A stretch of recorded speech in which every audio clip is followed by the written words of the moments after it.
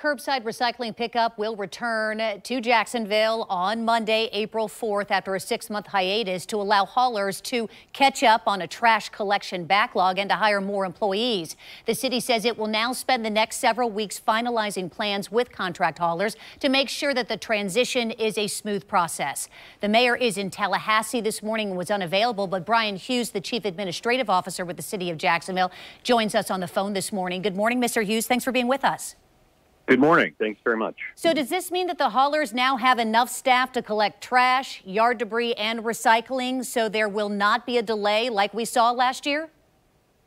Well, it means that we've taken the time since October 4th to continue to work with them and allow them time to tell us when they think they're ready to add this back to the work they do.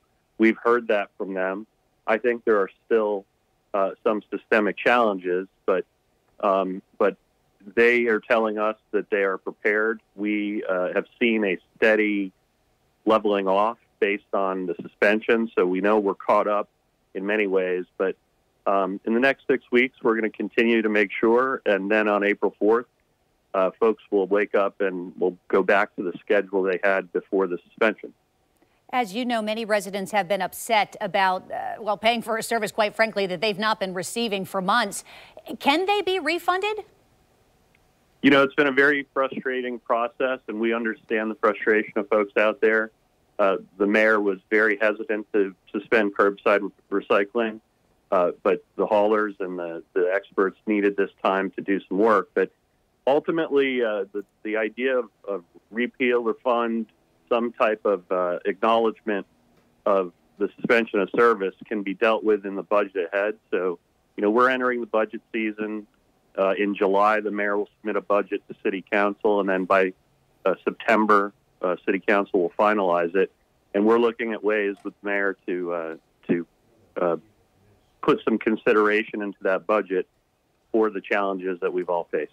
That said, then, we know that this has highlighted, quite frankly, a bigger problem. And the reality is the fee that residents pay for solid waste collection does not cover the cost. Given what you're saying in terms of the budget, will that fee have to be raised, or is there some other way that the mayor's office is expected to present to the city council to cover that differential?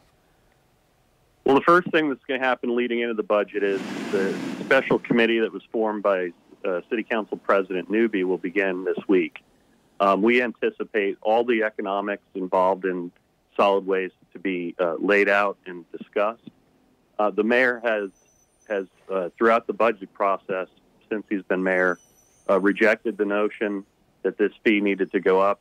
We take about $2 billion of taxpayer money each year. We apply it to the budget. The mayor's always felt that this is a priority that should be factored into the budget, but the enterprise fund, which is a nuance of our city budget, has created some of the problems. So we're looking at a variety of solutions.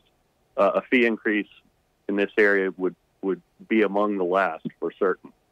So, does the mayor's office acknowledge that borrowing from the general fund, for example, to pay for the differential is basically borrowing from Peter to pay Paul? I mean, how does one rectify that? Because that general fund is there, and the reality is the way budgets work, and correct me if I'm wrong, you know this better than I mean, that means that that's money that won't be able to be used to be spent someplace else.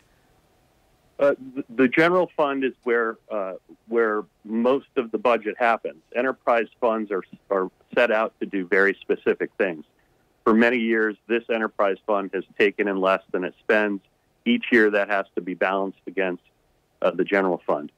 Nevertheless, like police and like fire and rescue, solid waste needs to be a priority. And this sequester over in the enterprise fund creates these challenges every year in the budget, and that challenge ultimately creates less flexibility throughout the rest of the year if budget environments change. We've seen in the pandemic and a result of a growing economy, since we are now half the unemployment rate that we were when the mayor took office, those are tightening the labor pool, and the enterprise fund in this process make it hard to respond to those challenges fast. So we're going to look at a variety of options, present something in the budget that we think will ultimately help this process work better. Brian Hughes, Chief Administrative Officer for the City of Jacksonville, joining us on the phone. Thank you for your time this morning. We appreciate it.